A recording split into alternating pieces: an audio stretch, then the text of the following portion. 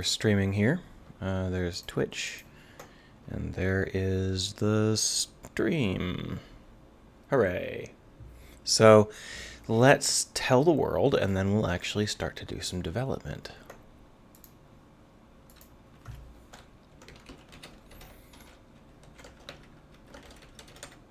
I just ate some onion loaf. Well, that is just bread with onions.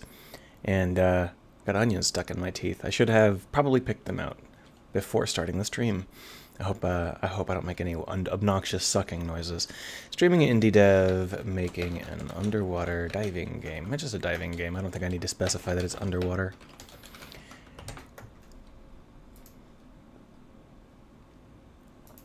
There we are. Now over here. I'm going to mute you for like a quarter second or 2 seconds.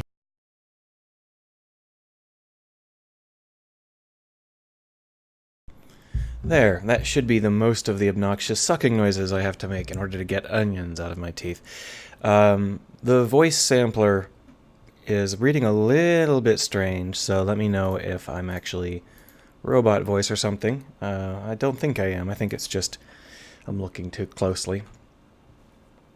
Anyway, this is the game, and we're going to be developing it. So what we've got here is a diving simulator, and what I developed last time is this indicator that will guide us to whatever we're supposed to be looking for, but it's not going to guide you exactly. It's always going to be off by some amount, and as you get closer, it'll fade away. Only problem being that, as you can see, even when transparent, it causes severe problems with our particular shader that I use for highlightable elements.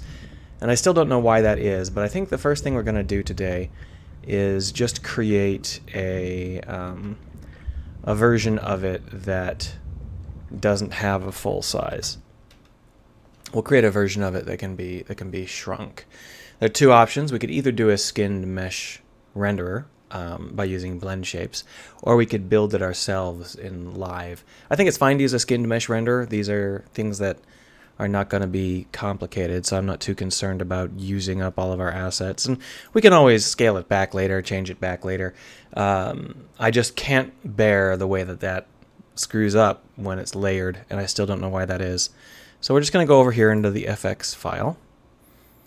This is where we keep all of our beautiful little effects. Here we are. This is what we're using right now. What we're going to do is create a version of this that can be at 100% opacity at all times, but still indicate the idea of the focus gaining and losing. So we'll just duplicate this guy, move the original one away. I call this one the directional indicator morph sweep, or something similar. Morphing indicator sweep. There we are. And we'll just go over here into our beautiful little shape key section and add ourselves some beautiful little shape keys. So first things first, if it's going to be completely opaque, I want to change the shape. So this is the shape as it stands for the completely opaque, like you don't know exactly which direction it's in sort of view. What we're going to do is we are going to use a simple scale X to make it thinner towards the edges, like so. Then what we're going to do is we are going to use a shape key, boom, call it focus. And what we're going to want to do with the shape key is turn it into a tiny little focused object up here.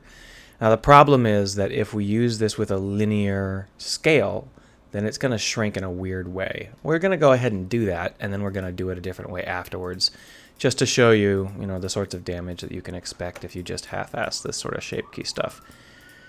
Another way to do it would be to use a bone. We could use an armature. Bones are nice because they rotate, so if we used a bone, it would sweep up properly. I'll go ahead and show you. I'll do it both ways, and we'll choose one. So I can do it like this, and then what I can do is change over to being at the active element. That can be our active element, and then we can just scale it down like this. The only problem with this is that, as you can see, it's created sort of a Klingon sort of shape, which is not a big deal. We will just deselect and then select here, and then invert it like that. That's actually not quite what I wanted. Let's try that again. Let's just make it small like this. That's not too big of a deal here. Here we are. So that's what it would look like if it's completely focused. It might still be too wide. So let's just go ahead and shrink it on the x-axis even more, like that. So now it's really, really tightly bound up. And so what you can see is that it shrinks as we need it to. But the problem is that the mode of shrinking is ugly. If we take a look at how it actually shrinks, rather than continuing to be circular, it turns into kind of a bow shape. Let's go ahead and just see how that looks, and if it looks okay, we'll use it. Otherwise, we'll use an armature bone, and we'll bind these to the armature bone, and then the armature bone can actually rotate, and it'll give us that circular movement. But maybe it'll look pretty good as a bow instead of a circle.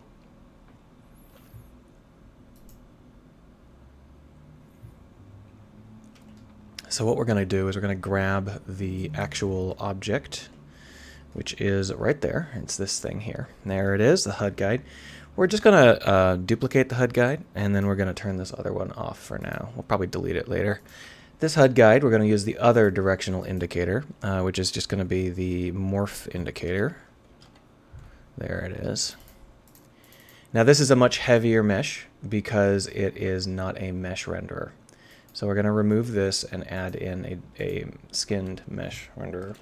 To be honest, I don't know. Yeah, so we don't actually need this mesh filter anymore. I forgot that I changed the profile. It's fine. So we'll just grab that same morphing renderer. There we are. It's purple, but that's fine. We can create ourselves some effects for it. For now, we're just going to use the standard effect we use for something else. How about man-made holographic? Doop. There. Now, unfortunately, man-made holographic is actually a transparent object. We'll see how that works out for us. So, because we have this skin to mesh renderer, we should be able to change the shape keys, but I don't see any shape keys. The shape keys should show up, but for some reason they're not showing up. I think that... Is it because there's no bones that they're not showing up? Well, I guess we'll just recreate it from scratch. And to do that, all we really have to do is drag the effects in here and drop it inside of the player for now. And then we'll just delete this HUD guide. Don't need it. And then we'll go over here into the effects, and we will grab the morphing indicator sweep. And it also doesn't have a shape key. It shouldn't have to be bound to a bone to be a shape key unless the importer is damaged.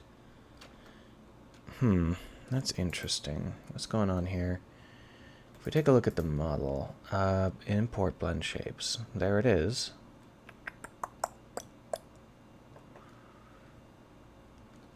Now, I know that I covered this a long time ago when I said that you needed to have an armature, but I was thinking that Unity had fixed that. Apparently not. All right, we'll create an armature, no biggie. You know what we're going to do, though? We're going to go ahead and change this the way that I need it to be for the other method. We may never use it, but we'll go ahead and just set it up. And then we'll bind these up with automatic groups. There we are. And if we were going to go over into pose mode with this, we could just rotate on the y-axis. And you can see how, because it's the only bone, it's not really going to work. That's fine. We can fix it later if we need to. The idea here is that we want this to show up as a shape key having mesh. And it's really getting grumpy about it.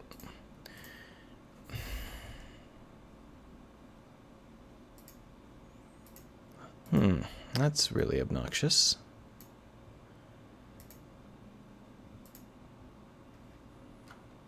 Well, I guess what we'll do is we'll create two bones.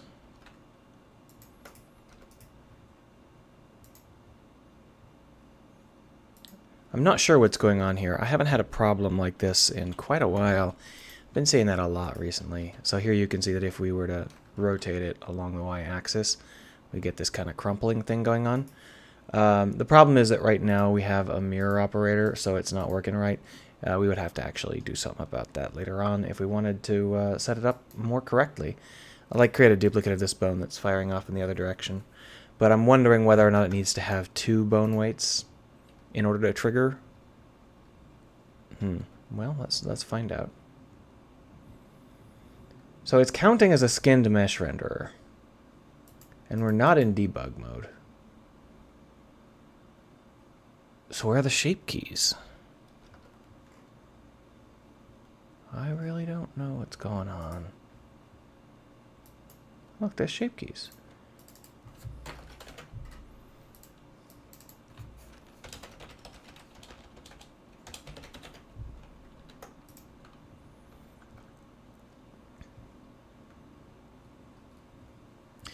So we do know that shape keys exist, but we're not getting them. Oh, look at this.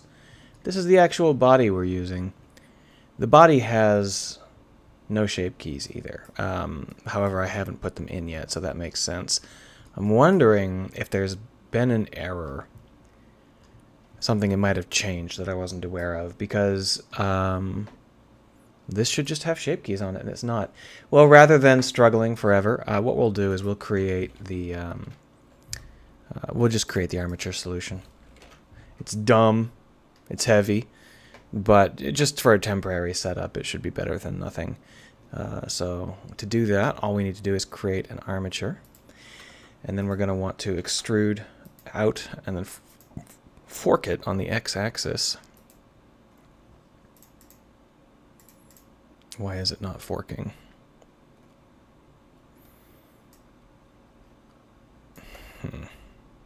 Okay, so something wrong here.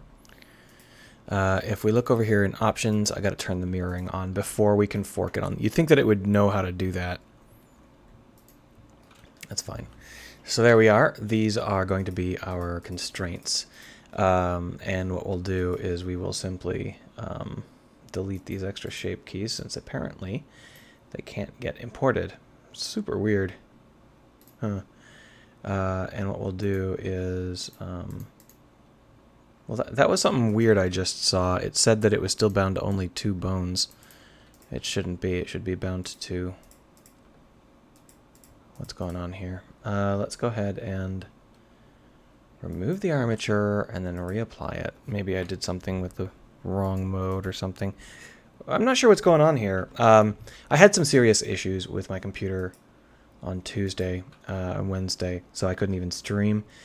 It might be that this is something related to that, because this is not behaving as you would expect it to behave. But at least now we do have the bones bound. There shouldn't be 4 bones. That's interesting. Well, let's see what sort of posing we get out of these. So as you can see, what we can do is we can clamp the bones together like this to sort of fold them in, but the actual weight of the bones is not correct. So what we need to do is to repaint them so that they are a little bit less clunky. And of course, that's just because the default fill isn't exactly right for all of the things. So we'll just go down into our topology here, auto normalize, and we'll want to draw with a nice heavy strength, or heavy weight with a low strength. And we'll just bring up these values.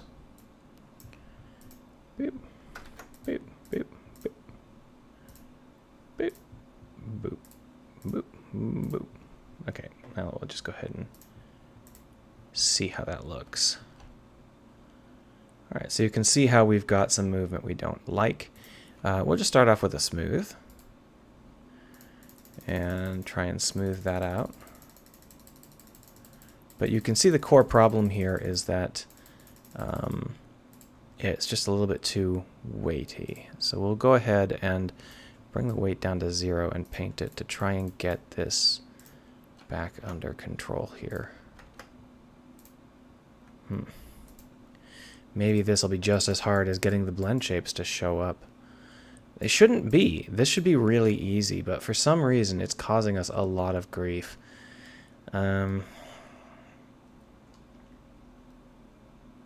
Yeah, we're not going to do it. We're not going to do it like this. This is just being too obnoxious, and I don't like it. So we'll delete this. And then we'll delete this. But why can't the shape keys show up? Let's go ahead and test one more thing that I want to try here. Just max that out and go into edit here, and then we'll just do the same thing we did before.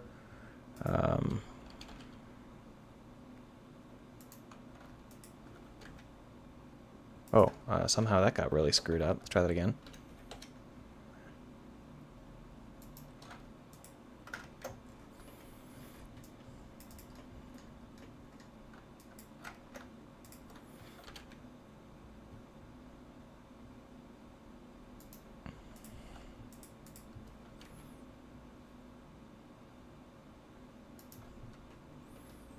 Good enough. So you can see how when the focus is at 1... Oh, that's interesting. This is a bug of some kind. This doesn't make any sense at all. One more time. I don't know what's going on at all. This is super weird.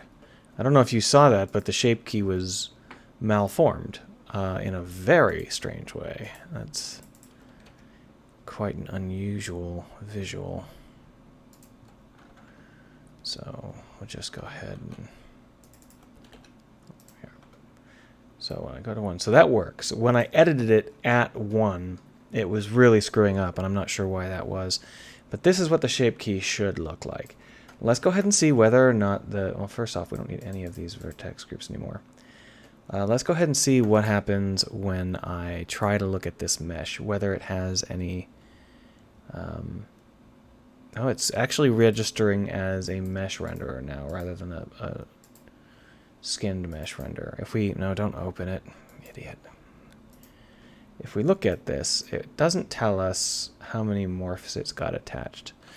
So if we then max this out and save it, it should just look weird.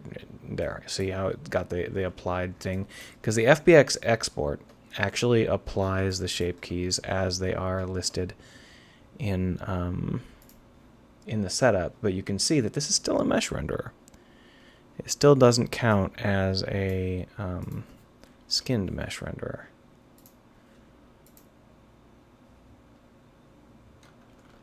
I'm not happy. Not happy.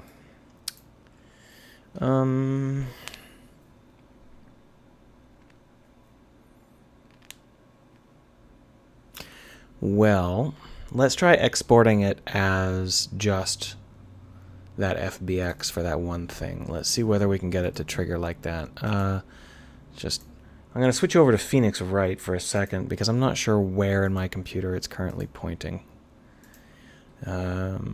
Export FBX.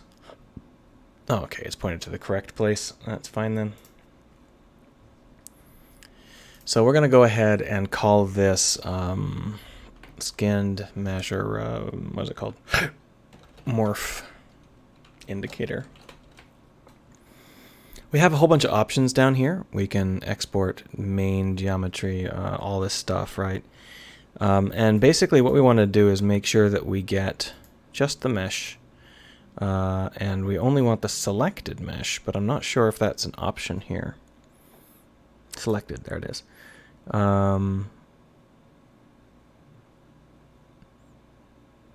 It's not giving me some options that I thought it would give me. I bet there's just different options for every FBX version. Good enough. Let's try it. So that should be a very, very fast export. Should already be done. We'll go down here and take a look for it. There it is. Drop it in here and take a look, and you can see how it just pops in. It doesn't come with any other files because it is the sole mesh in that file. But unfortunately, it popped in as a standard mesh with no shape keys.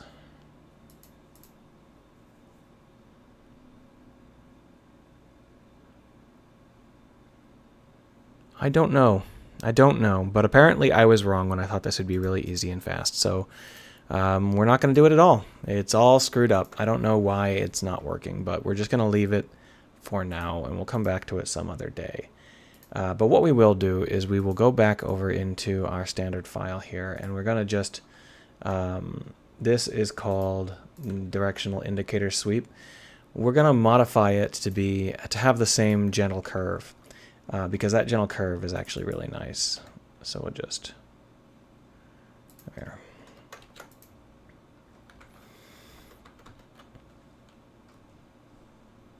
There we go. And now it should be a little bit less egregious. I'm just not happy that it's being such an obnoxious little crap. So the other problem we've got is that the actual distance indicator is pretty badly screwed up.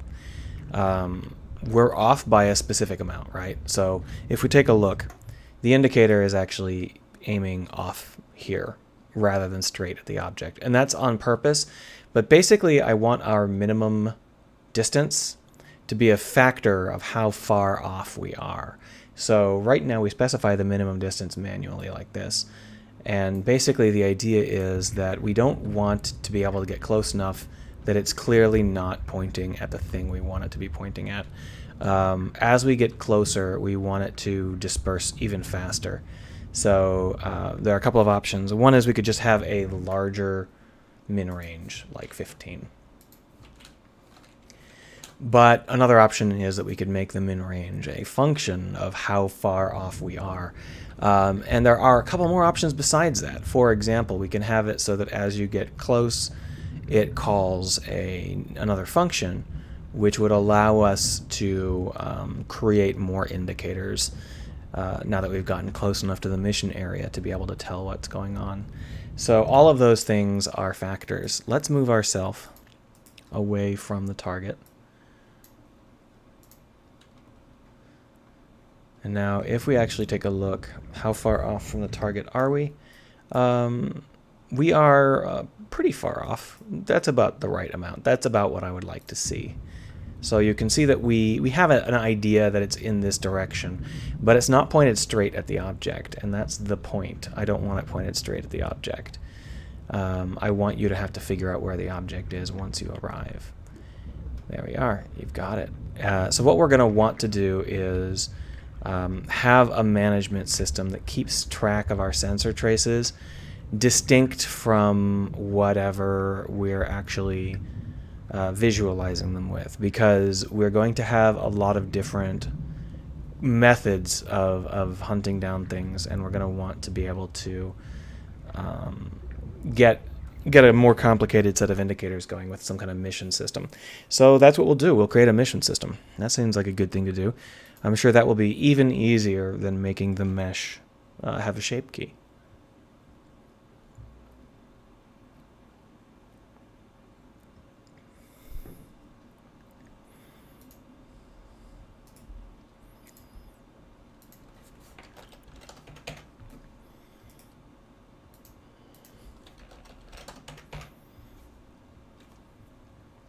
So the mission is going to be a collection of things and events that may or may not have a specific location be spawned into scene view, or scene,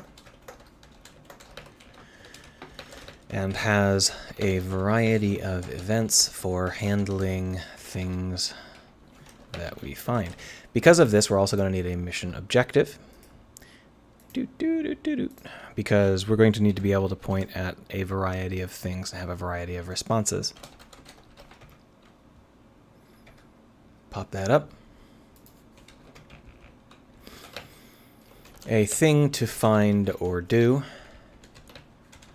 may or may not actually be spawned into the scene. There we are. So the mission objective is going to have a public. That's not how you spell it. Public. Oh, the mission objective is going to be itself. Yeah, we'll just do it like that. And basically what we're going to want to do is have a couple of variables. One is spawned, where we'll just check and see if it's in the scene. And there is actually already a thing to check that, but I want to be able to override it for a couple of reasons. So for now, we'll just return transform or game object. I can't remember. In scene? It might be game object. Active in scene.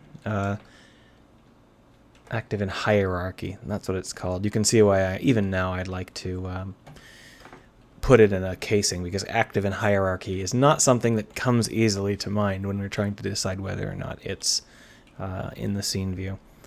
We're also going to want to be able to set it. So now the problem here is that we can't just set the spawn, because when we spawn the mission objective into the game world, we're actually creating an instance of the mission objective. And then we want to be able to change our currently targeted mission objective into the new mission objective. So public mission objective spawn. And then we're going to say if spawned, return this. Otherwise, what we're going to want to do is spawn it into the game world. Now, the problem is that right now we don't have any idea as to what kind of constraints we're going to be using to decide where it's going to get spawned. So we're just going to spawn it in blind and put it in to do.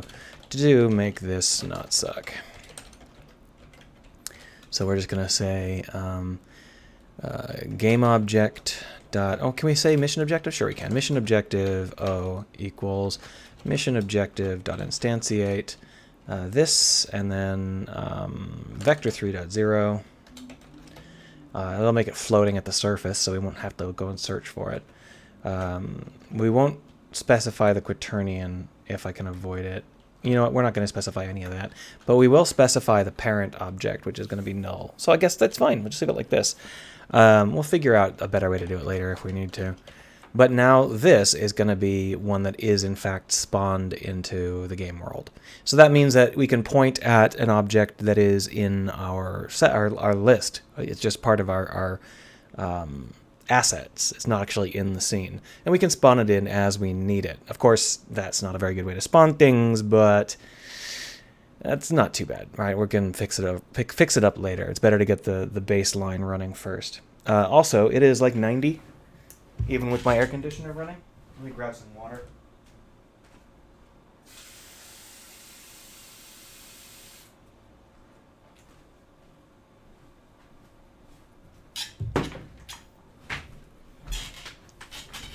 All right, I'm back.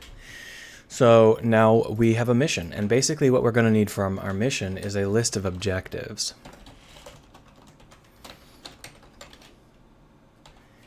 This is something we can either manually put in, or we can have it generate them on the fly. We'll probably manually do it for a while. So the mission is going to be something that's supposed to be in the scene. If it's not in the scene, then there's going to be errors. But the idea here is that the mission is going to know who the player is and how to find the player and give them indicators to point to the next mission objectives. In order to do that, we are going to assume that all... how do we do this?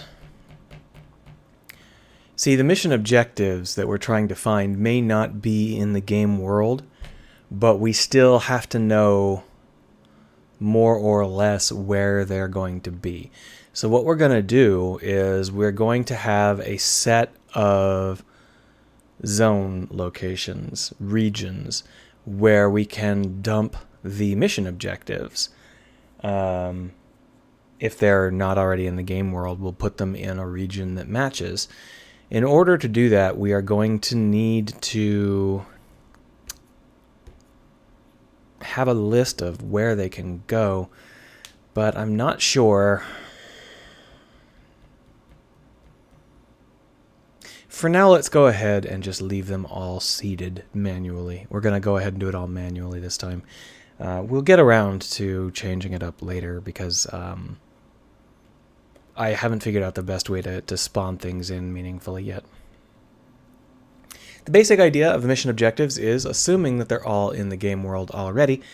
When you find one of them, it will tighten up how well you can find the rest. And the mission objective marker will always just point to the closest mission objective. So the closest Yeah, the closest mission objective. So, this mission objective element here is not actually the only thing we need, because we're going to need to... The problem is these are not necessarily in the game world. I could spawn them all into the game world and then move them later. That might be easiest. So we're going to go ahead and assume that these are all going to be spawned. Can be arbitrarily moved around if the player wasn't able to see it before. So we'll use this spawn system specifically for, we'll just leave it for now, but we'll probably be not using it. We'll be having some other method of doing this. You delete it. Delete it. Easy. Keep it simple. Keep it simple.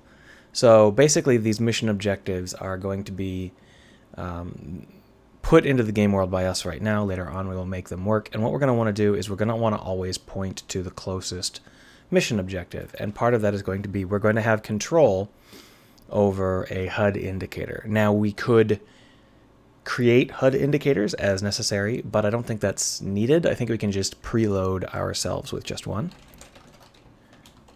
What did I call it? It wasn't called a HUD indicator. It was called a HUD guide. It's got actually like a dedicated script, a directional guide element. A mission guide. So here in start, what we'll do is we'll go find the player and we'll put the mission guide on them. In order to do that, we're going to need to know who the player is. So we're just going to pop up this player controller and give it a public static player controller. That's a camera. Player controller active live. Void start. Live equals this. That can be in awake. It doesn't have to be in start. There we go. Mission objective over here. We're going to be able to, that's an objective. Mission, there we are. We're going to be able to, after awake, we go into start and we can just move the mission guide over to the player. Mission guide dot transform dot set parent player dot live dot transform. Do we have the option to set this to false? I think we can set that to false, in which case it should like reset the position. We'll see. Sorry, my bad. It's player controller.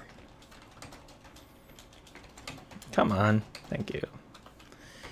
So now that we've moved it over to the player, we are going to be able to manipulate it as we see fit. For now, we'll simply turn it off.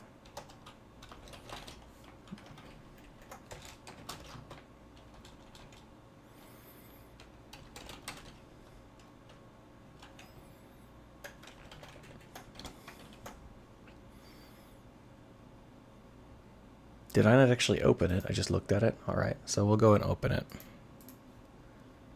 Here we are. We're going to want a new function for turning it on and off. So public void activate. Those are, I'm trying to avoid reserved keywords is what I'm trying to do.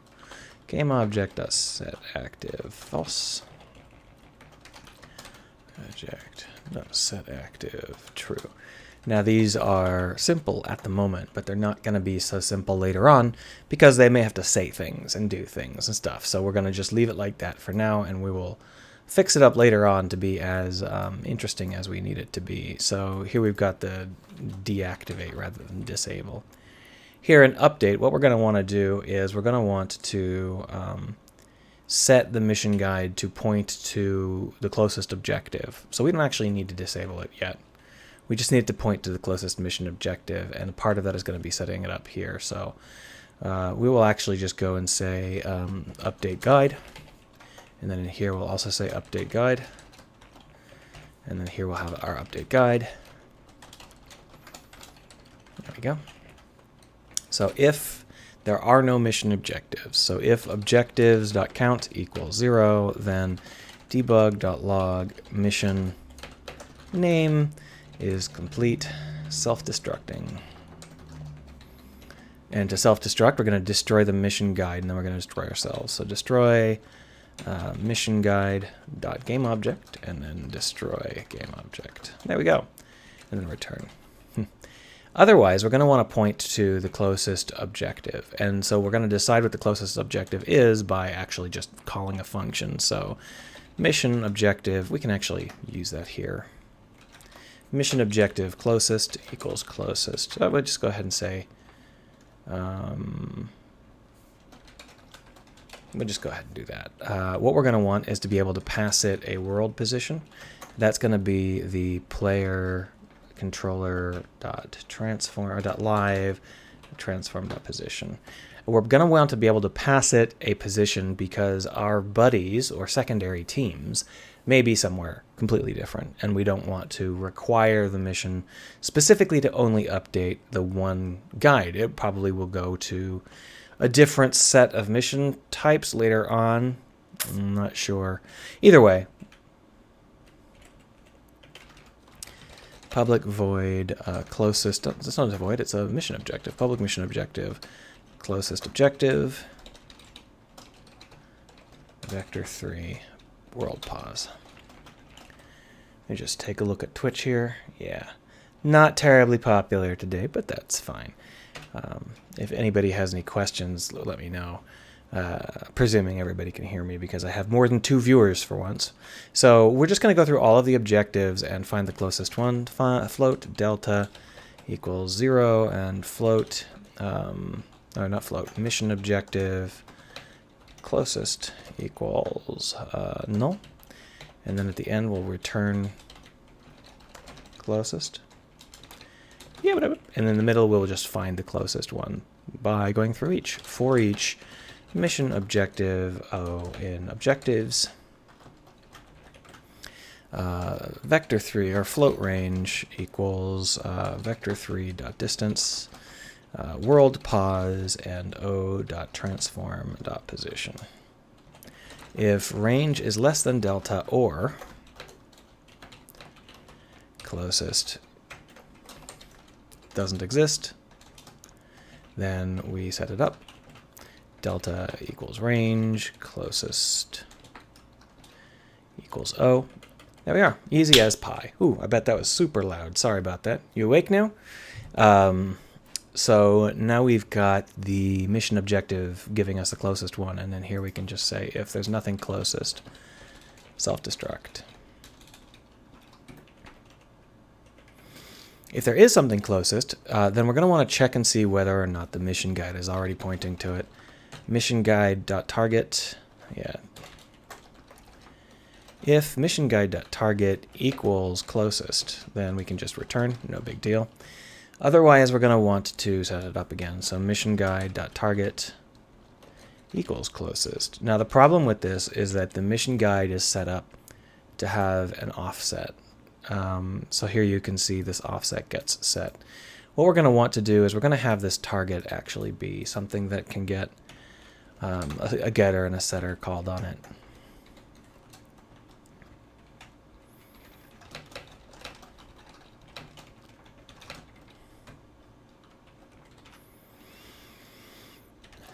Target equals value, and then this.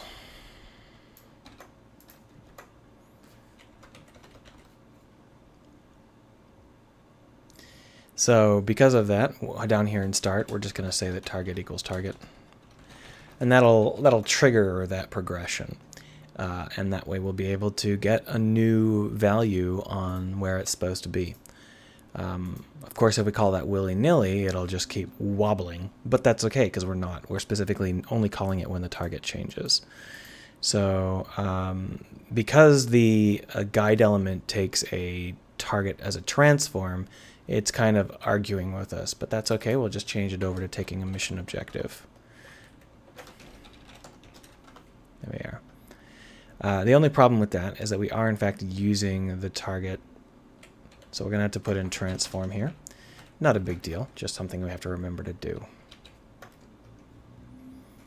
There we are. So now if we go back out, we can mismatch. Does not. Didn't I fix that? No, I didn't. There we are. No biggie. Just keep fixing up all of these mismatches until they're all fixed. Standard annoying problems with changing class types. Not a big deal. So right now we have an error because our HUD guide is trying to draw a line to its target and it doesn't have one. We don't actually have a mission objective. Let's go ahead and create one. This rock will have a mission objective class on it. Doop.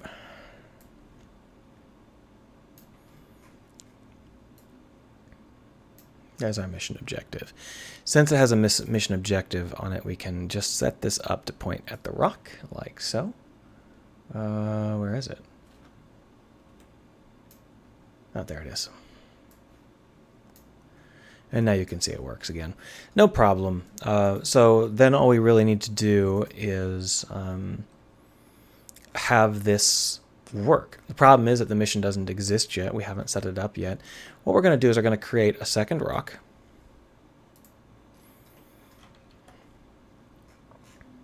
Move this rock down to that rock so that they're just in the same order here.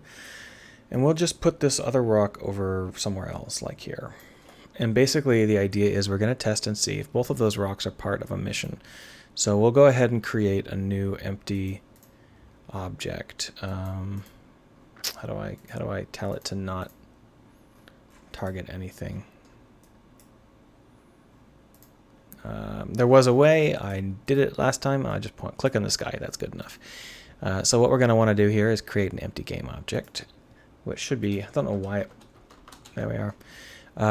The cursor, the 3D cursor in Unity is invisible and extremely annoying. I don't know why they keep trying to use it as a center part for where you're spawning in stuff. This is going to be our mission. So we'll just drop the rocks into our mission object so that they're easy to find. We've got a whole bunch of this stuff here that is just like random stuff we're working on. It doesn't actually want to be floating free like this.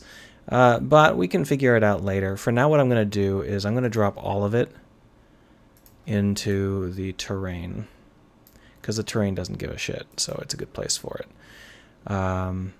And that should allow it to kind of just clean up a little bit.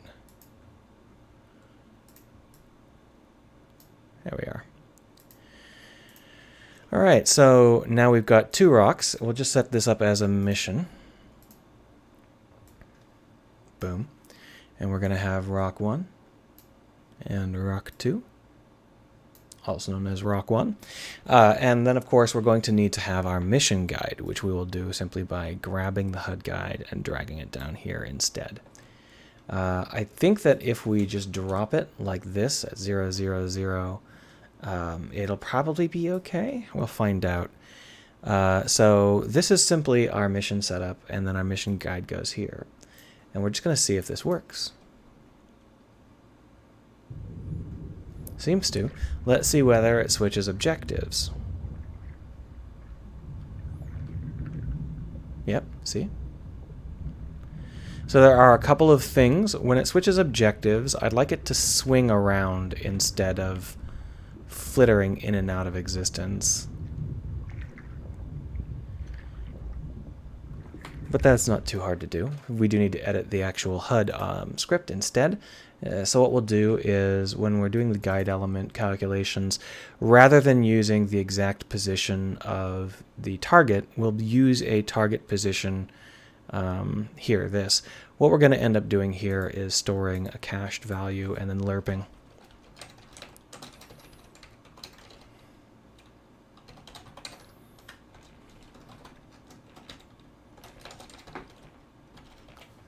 So down here in targpos, what we're going to do is we're going to get the targpos as we want it, and then what we're going to want to do is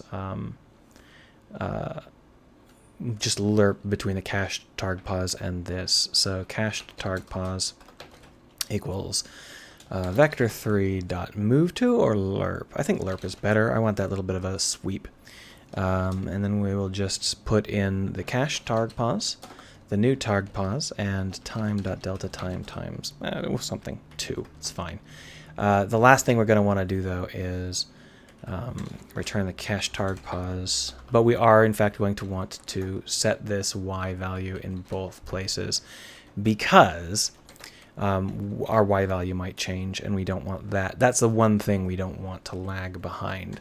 So the reason that we set it twice rather than just at the end is because we don't want the y value of the target to delay the lerping. So if we set the y value here, then we're lerping between a cached value that's close to the right y value and a new value that's close to the right y value. The y value won't delay the lerp. So that should be okay. Of course, we're not using move to, we're using lerp. So it wouldn't delay the lerp.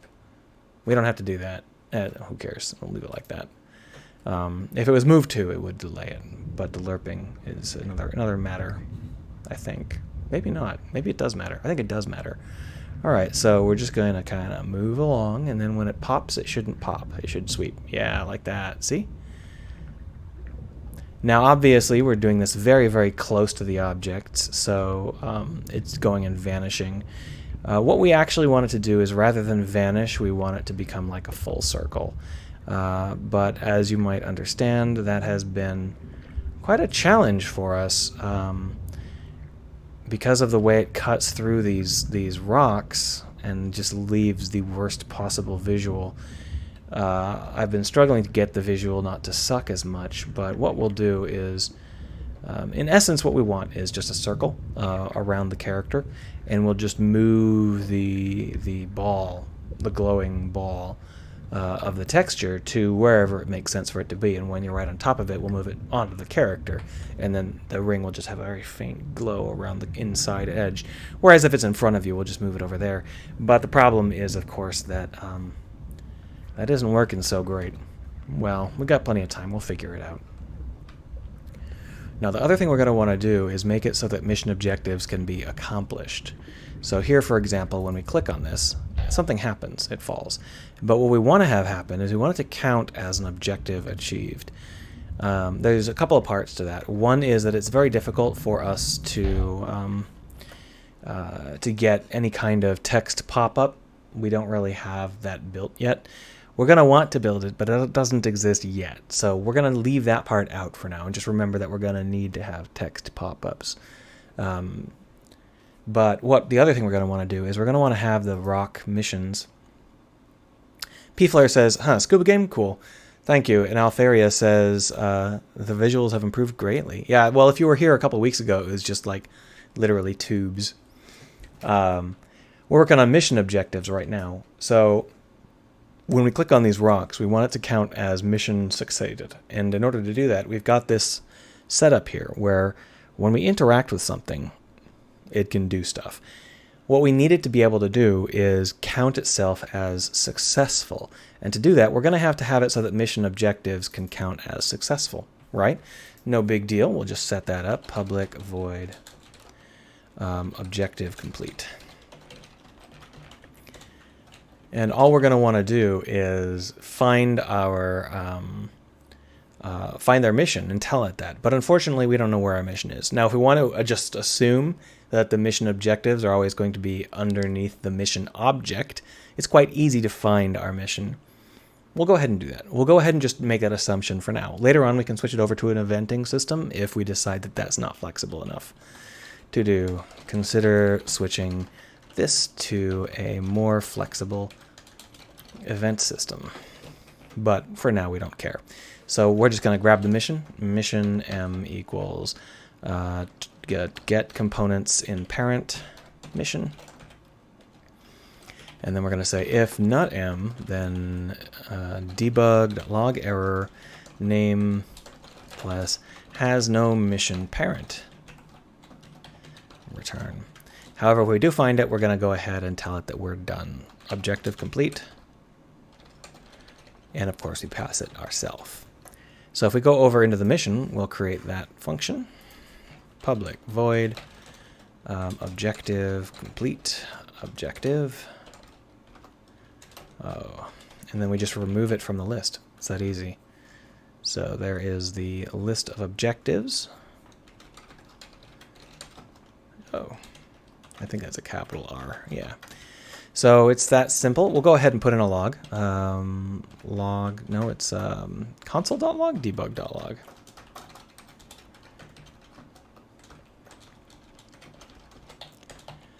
Objective complete. So pflare says, "Oh neat, mission objectives. Do you plan to have a setup for making a variety of missions from presets, or are they all planned to be custom coded?" These are not going to be one-off missions. I'm going to come up with mission templates. There are going to be probably some that are very specific, like maybe if you're exploring a specific ruin or something, and I want to set it all up carefully. But a big part of the way that this game works is that I'm using an investigation template. So the idea here is that as you get more of the mission objectives complete, you'll have a better focus on the rest of the mission objectives. For example, let's say that you're searching for treasure that fell out of a ship. Well, the treasure will be scattered all over the region. But the idea is that some of it will be pretty easy to find. It'll be on like top of the plateau or near wherever you dive or whatever.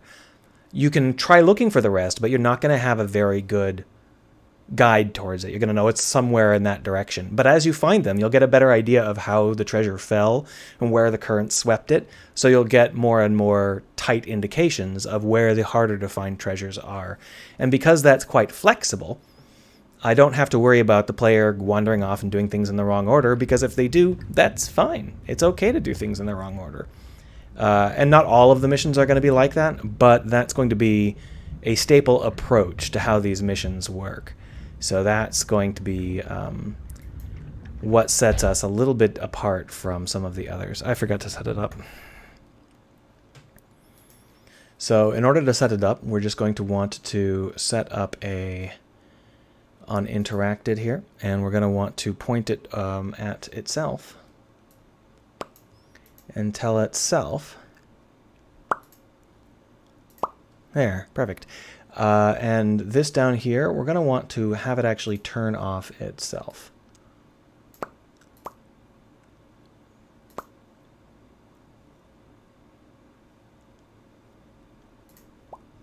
There we are. So that way we're not going to have it be able to click again afterwards. I'm just going to duplicate that rock, delete that rock, and add this rock in on this rock. And then we will move this rock so that it's not on top of that rock. There we are. So the difficulty with missions in a diving game is that they're pretty limited. It's normally limited to take a picture of a fish or do this procedure. And I like the idea of allowing more freedom than that. So while I will have missions that are, do X, then do Y, then do Z, I like having missions that are a little bit more flexible than that. Boom. Objective complete. And you can see how it immediately goes to pointing at the next objective. And then after I complete this objective, we will see that the HUD guide on the player actually gets deleted. Boom. See, it's gone. So it also deleted the actual objects inside of the mission. So we're not going to want to do it like that. So right now when we are done, we actually delete ourselves. That's not going to work. Not going to work. Objectives are physical objects inside ourselves. So we would either have to delete ourselves after moving the objects out, or more reasonably, we'll just delete the mission itself, or rather turn it off. So we'll just set ourselves to enabled equals false. And by turning ourselves off like this, we won't get any more of these update calls. And of course, we won't have to worry about the rocks disappearing. We could also delete the mission class. It wouldn't interfere with the rest of the objects below it, but we might need it again for something. Who knows?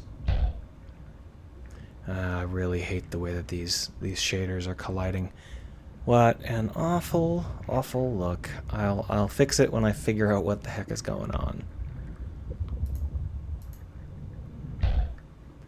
So as you can see, that is the basics of how this is going to work.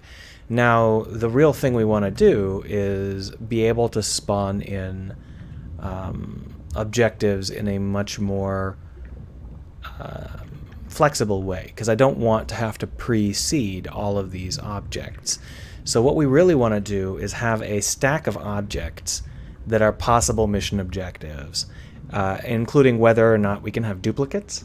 And then we're going to want to have regions, some kind of region-defining thing, which determine how far those objects can fall, and where they can fall, and what places are further away. But let's just do a little bit more work with this first, because basically what we're going to want to do is have the ability to have like a tremendous amount of distance between these objectives. And the reasons for that are going to become clear, as long as it's not inside the rock. It is. It's inside, so we're going to just whoop, whoop, whoop. There we are.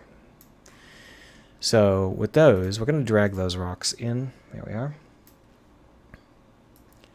And basically, what we're going to want to do is we're going to want to change the precision of our HUD guide to reflect the objective. So the further down the chain the objective is, the worse our focus is going to be.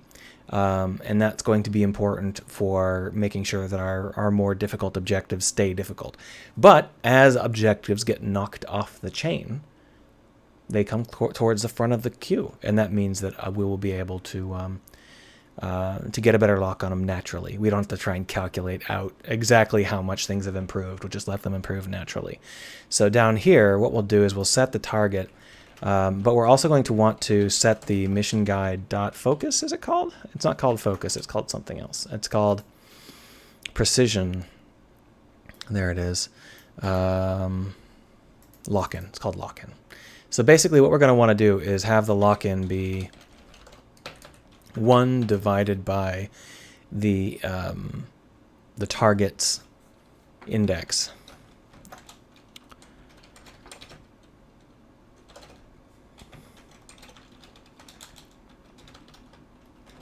Like so.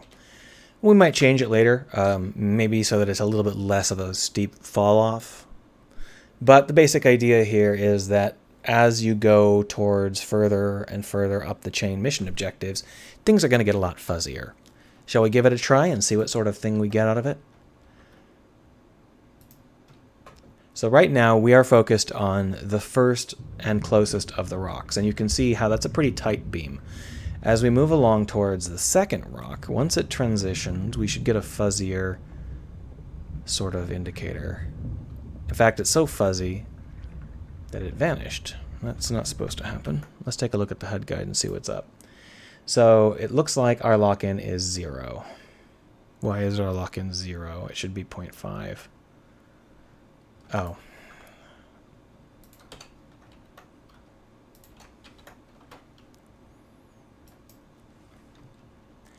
C# thinks we're dividing integers, and it's throwing away the remainder to be polite.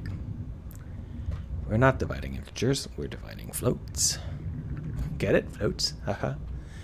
So you can see how there is a distinct lack of precision as compared to the other place. So if we keep backing up, we'll switch back over to the first one, and you'll see it snap to a much tighter beam for roughly the same distance.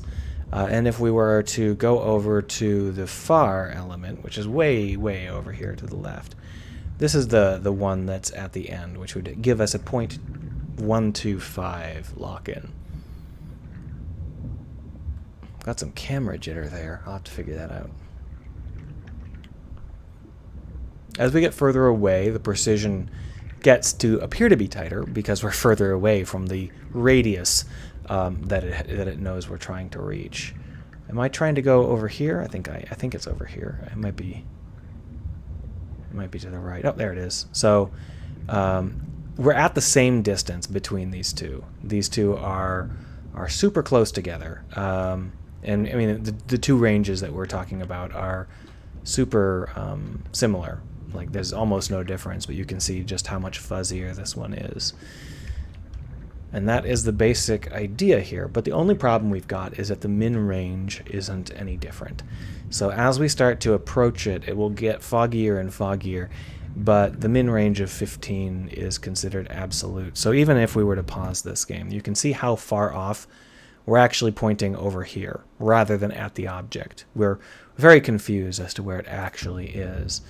But if we move towards the object, we're going to be able to get close enough to see it long before the indicator really knows what's up. You can see just how it's telling us quite clearly that it's off to the left, but it's actually over here and straight in front of us.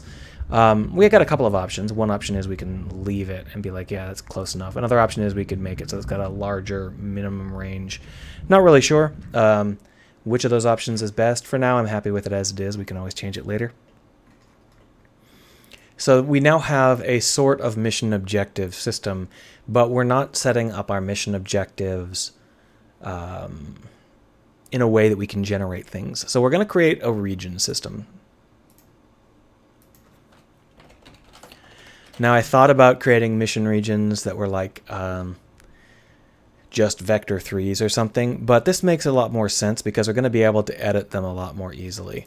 So the mission region is going to be a block of space where mission objectives get put, and we're going to want to make it so that it has a vector that makes it harder or less hard. But what we'll do for that is we will use the, should we use the mission or the dive point? I think just the further away from the dive point, which is going to be underneath vector 3, 0, 0, 0. The further away from the dive point, the more difficult it's going to be considered. Public float difficulty rating.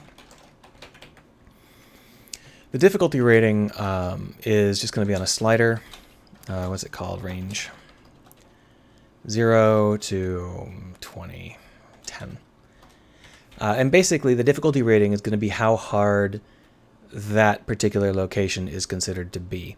And that might not be something we end up using because we might be able to get the same sort of values out of a different approach, which we'll try first. It's okay though. So once we've got a difficulty rating, we are also going to need a public vector 3 or even just a vector 2, vector 3. We've got a center point, right? So what we really need is a box size, and that's going to be a vector 2.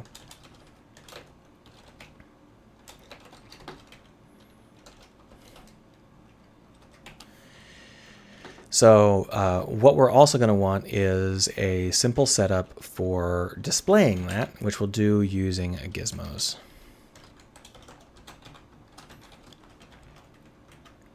We'll go ahead and use the difficulty rating to change the color that we're trying to draw. So gizmos.color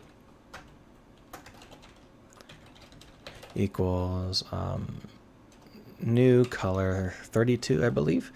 And what we're going to want is some bytes. So we'll use 255 times difficulty rating. Byte. 255. 0.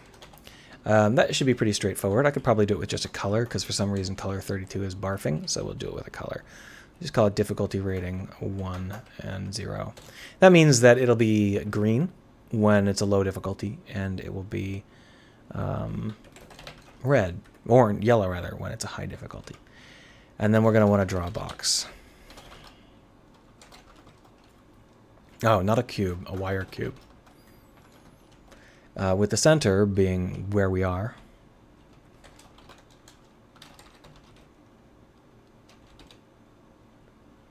Transform, I'm sorry. My brain turned off. Could you hear it just click? Shut off. And then we're going to want the size to be a new vector 3. You know, we'll go ahead and be able to specify the full size. I was gonna make it a vector 2, but I think a vector 3 might make more sense. Only problem is that size is, I believe that size is actually radius. I'm not sure. We'll find out. So anyway, that'll allow us to draw mission regions. So we're going to create the mission regions inside of this mission here. So we'll go ahead and create an empty one here. We'll call this a mission region, drop it in, and you can see how we've got this green box. Unfortunately, we don't have an editor for the green box. It's not something we can easily adjust to suit our specific needs. We'll probably create an editor in the fullness of time, but for now we're just going to manually shrink things down. There's not really too much concern about making it easy to edit at this point. So basically I'm going to say that the tops of this little plateau are where we're currently thinking of putting things. And the idea is that what we'll do is the mission objectives will have a downwards cast on them. So we're going to do a ray cast downwards. And if we don't find the ground, it doesn't count. So our mission objective being here means that if we randomly choose a spot in here and we get down here, casting it down between the cracks in this, it's not going to count because it's below the bottom of the box. If we were like this, on the other hand, we wouldn't be able to get to the tops. That's important because we're going to have a lot of verticality, and we don't want to have that verticality end up making the game incredibly difficult. So that's going to be our first objective, our first region. The next region, we'll go ahead and put it over here next to our facility, I guess, like this. Oh, we'll just make it a little bit bigger. We'll take this region and lower the difficulty down to like 0.5. And then we're going to have another region, which is going to be like over here and much larger. And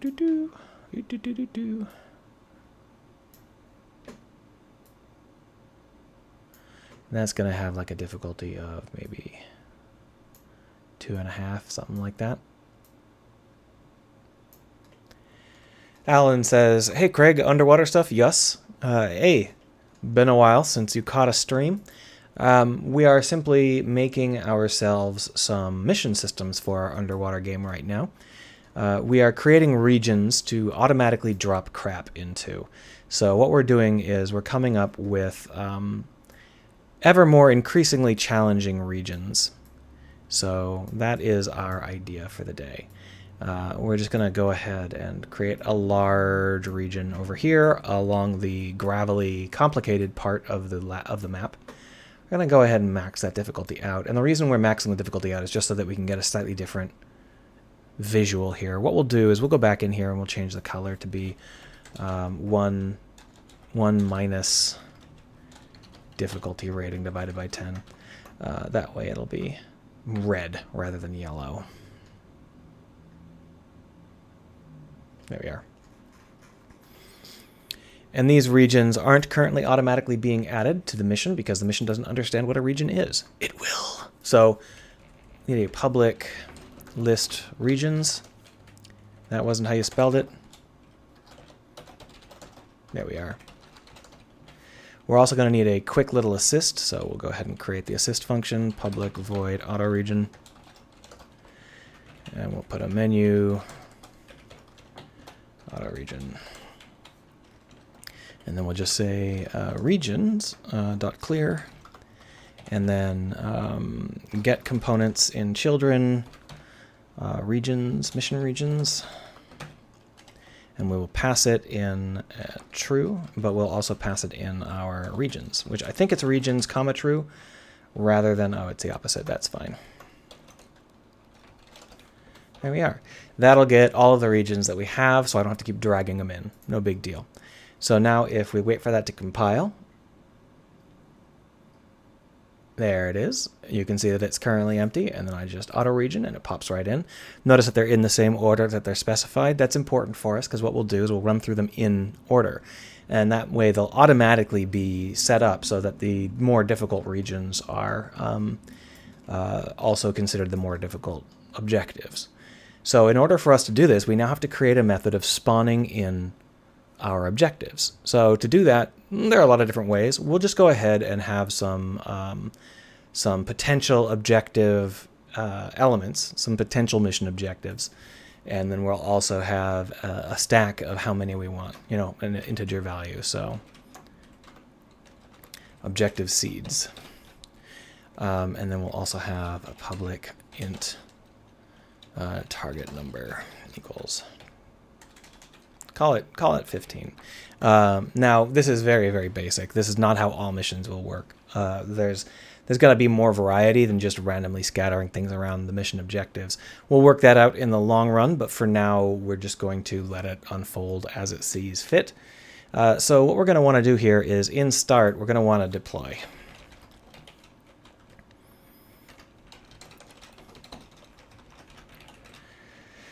So for here, we're going to want to go through and say for int a equals objectives.count.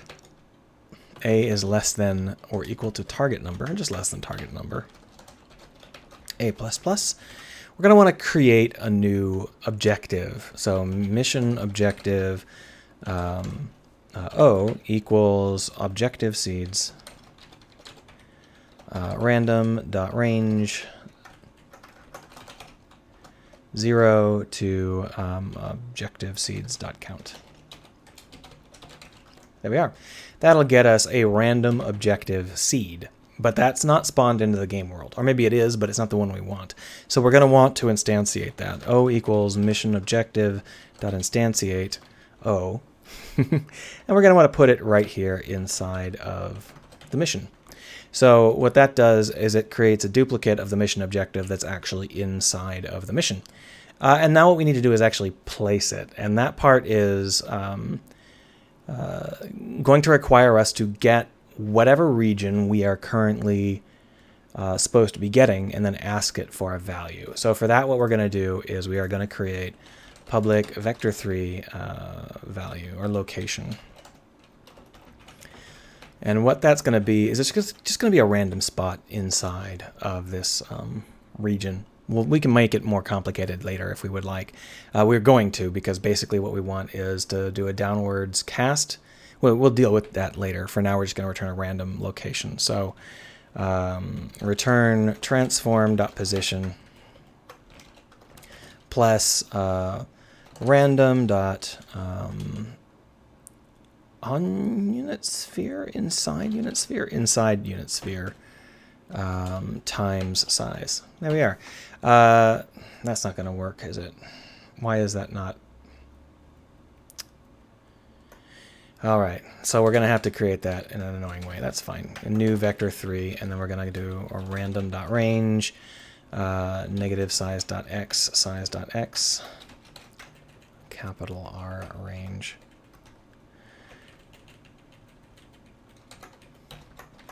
Whoa, what? Stop being stupid. And this will be size.z. This will be size.y, if I can make it behave. There we are. So that's going to just be a random location within our grid. And so over here, we're going to want to be able to grab which of the regions we would like. To get that, we're just going to want to know how many regions we have, what sort of progress we've made towards our target number, and then split the two up. So for that, we're going to get float percent equals a divided by target number. But it has to be all floats, because otherwise it's going to do something stupid. So that will give us a value between 0 and point something. So we're actually going to want to have this be, there we are. That'll give us a value between 0 and 1. And then we multiply that, percent times equals towards the region count. And that'll give us the integer value for the regions. So region, mission, region, region equals regions percent mathf dot floor to int percent. There we are. And then we can just set the objective's location to the value inside of that. So O equals, no, not O, yes, O dot transform dot position equals R dot position dot location. That's fine. So that should allow us to add those in, but we're going to want to add those to the objectives. So objectives.add O. No problem, right? So that's going to be an easy way for us to automatically spawn crap in. So let's save that. We'll just zoom in and out a little bit until it recompiles, like so. Delete some of these rocks here, because we don't need them. Go over to the mission.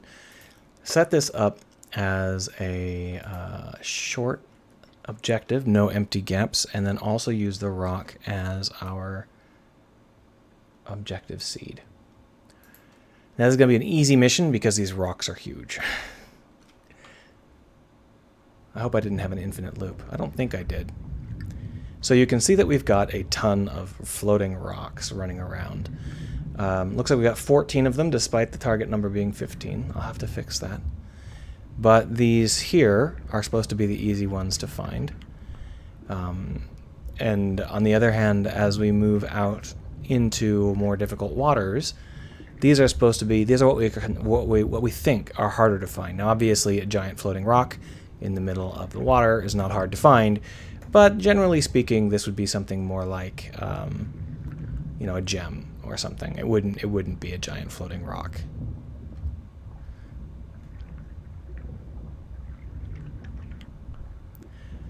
So what we're going to want to do now is do the casting so that they automatically fall to the ground. We'll just go over here and see how it looks in our final area, which shouldn't be too hard to reach. It should be right over here. I'm assuming that this worked. It's possible that the regions, that they didn't get put into the regions. You know what would be smart? I should make it so that they are automatically added to the regions that they're supposed to be in. And you can see that there's none over, well, I guess there's one floating way up there in the sky. Let's go ahead and change it so that they get added into the regions that they are supposed to be in instead of ourselves. So for that, we're just going to go ahead and do this. And then here, we're going to do r.transform. That way, we'll know what region they're supposed to be in right away. Alan loves the current. The current was great fun to make. It's so far the only shader that hasn't been horribly obnoxious.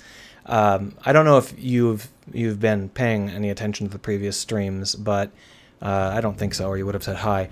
But all of these things are animated. So for example, the fish, they're also animated. They're not animated by a bones. They're animated by shaders. So it's a really fast, cheap animation. These jellyfish, the big ones that you see are sprite sheets. I inherited those. I bought them from somebody. But the small ones, which don't have to be small, they're just small because that's how I left them. These are actually animated by shader again. Oh, apparently they run real slow. There we are. You can see how they fold into themselves like that. But it looks a little bit better when they're larger. So why don't I go ahead and change that to be a little bit larger. I think it's inside of the terrain. It's called jellyfish. Jellyfish particles. Is this the sprite sheet version? Yeah, that's the sprite sheet version. Is this the one that is just... Yeah, that's the jellyfish. So now we've got two jellyfishes.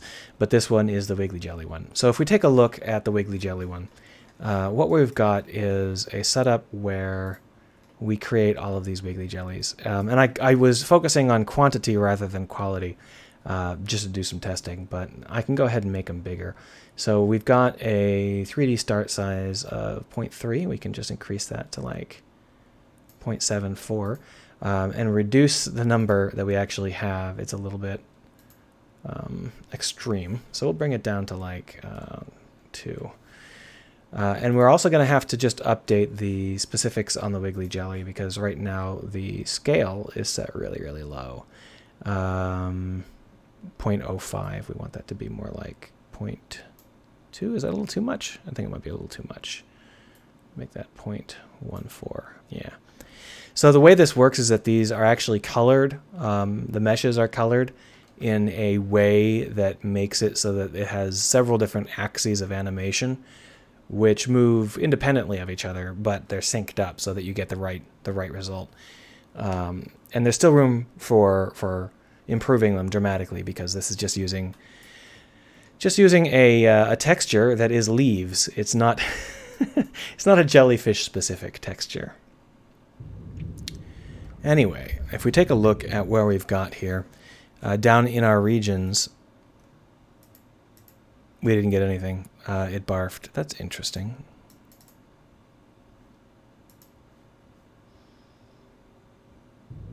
Oh, it didn't barf. It was just me being stupid. This is something I didn't expect, this argument out of range. My guess is that one of the regions is not quite set up right. Or rather, that we're not getting the right sort of setup. But what we've got here is, this is outside of the region limit. You see that? That's too high. It shouldn't be that high up off the ground.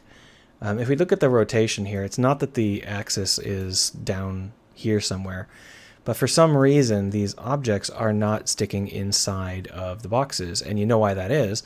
It's because the boxes are radius, which is the only time anywhere is ever specified via radius. You don't specify boxes via radius. That's just dumb. But alas, that's how they're specified here. So what we're going to do is we're simply going to grab that mission region and multiply our size by 2. And that'll give us the actual size that I specified instead of the weird radius gizmo size that I specified. And obviously we're going to have to rearrange some of these. They're too big right now. Not a big deal. I can live with that. Just shrink them back down until they make sense again.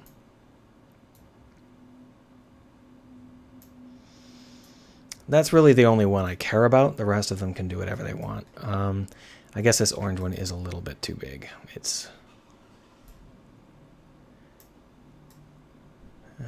better. And then over here, this red one, that's a little too big just because it falls off the map. Not that it'll matter, but it's better not to fall off the map if you can avoid it. There we are. Just pull it in. Aubrey Beardsley says, working on your floating game? Yep. We're setting up missions as we speak. Previously, we set it up so that these rocks spawn into the locations as specified. But these are weird floating rocks, so when they spawn in, they just kind of float in the water, and that's not what we want. What we want is to put them down onto the ground. And to do that, what we're going to do is we're going to change the way that this is calculated a little bit so that we don't have a problem. We're going to go over here into the mission regions again. Here's where we get the location. Basically, what we're going to want to do is get a vector 3 that is at the top of our box, but at a random XZ location. So vector 3 start equals new vector 3 random.range, this stuff down here. Just grab this.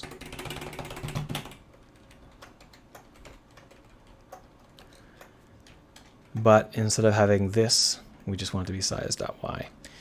That way it'll be at the top of our box. And then what we'll do is we will cast down. So let's go ahead and make this an actual getter. Protected vector 3 start pause get.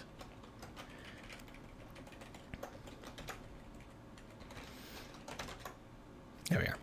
So what we're going to want to do is for int a equals 0, a is less than 10, a plus plus, we're going to want to try up to 10 times to find a valid location. If we can't find a valid location, we're just going to barf. We'll just put it wherever we happen to put it. But otherwise, we're going to want to put it in a random location. If we can't put it in a random location, we'll stick it right in the center here, like that. So this setup here is going to be one where we get a random location and then we do a broadcast straight down. So raycast hit if physics.raycast, and then we're going to want an origin, which is going to be start pause plus transform.position. A direction, which is going to be vector 3.down.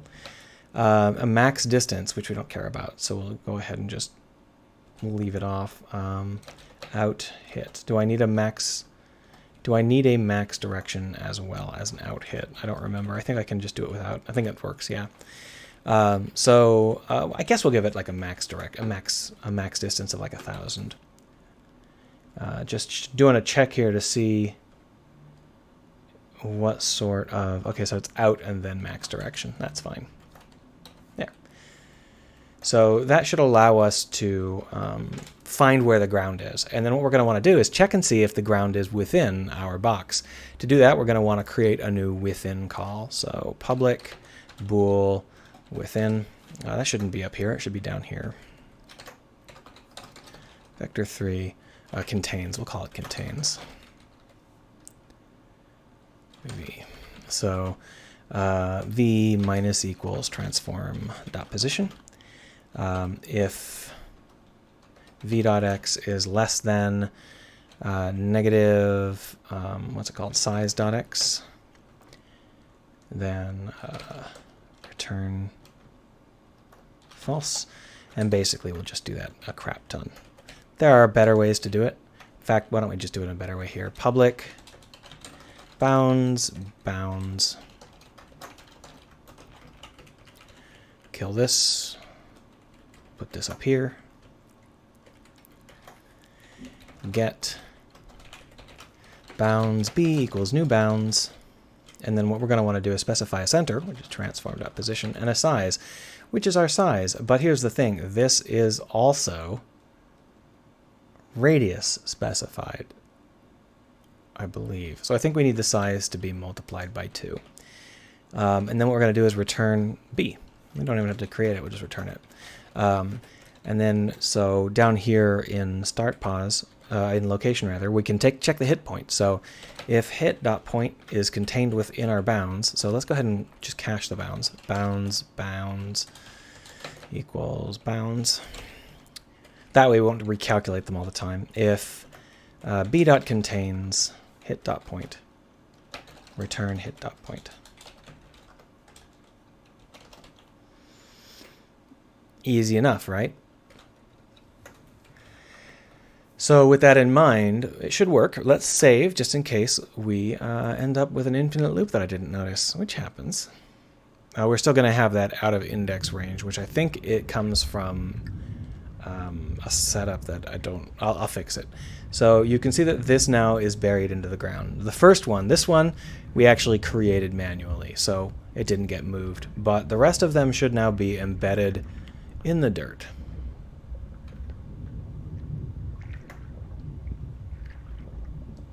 See, there's one that's in the dirt. Another one in the dirt. The reason we're not getting any indications as to where we're supposed to be going is because we're pretty close to these, and they're quite large. So the indicator is basically just giving up.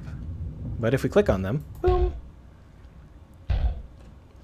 I just turned physics on for them, and that is having unintended consequences. We are now Superman, ripping these things out of the ground. Boom.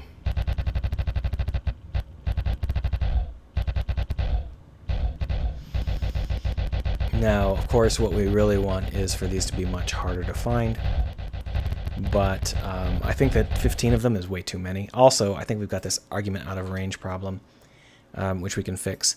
I believe that the range problem, even though it's not telling me, strangely enough, I believe that it's here.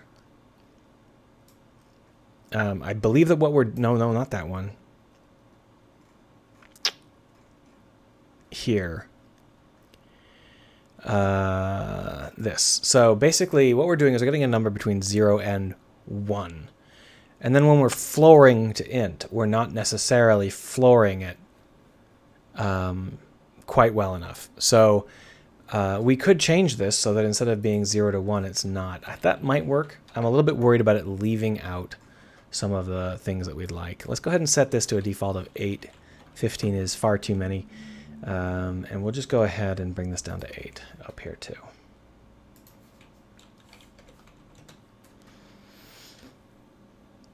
So we have one that's pre-created, but then we should have a bunch more that are not. And region 3 does contain at least one, and that's what I wanted to make sure of. So if we take a look around, this is the one we seeded. We can click on that to get it to go away.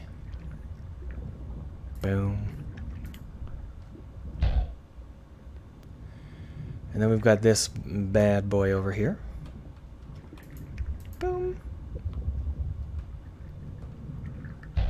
And you can see that we are getting led on towards the next objective.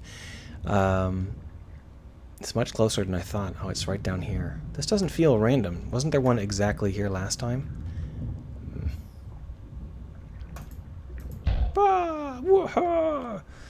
Moving along.